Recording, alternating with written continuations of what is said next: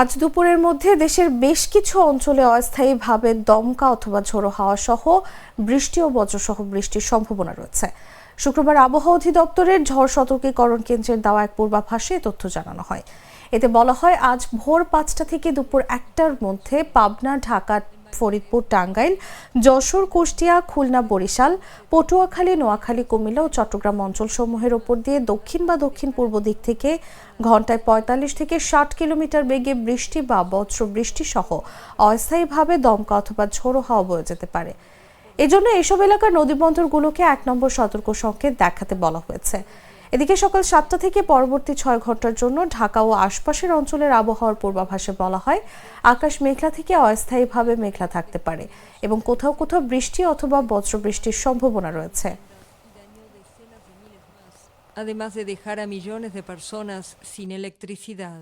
Punto álgido del paso del ciclón, los vientos alcanzaron velocidades de hasta 111 kilómetros por hora. El ciclón se convirtió en tormenta el lunes por la tarde, pero los vientos y la lluvia siguieron azotando la costa.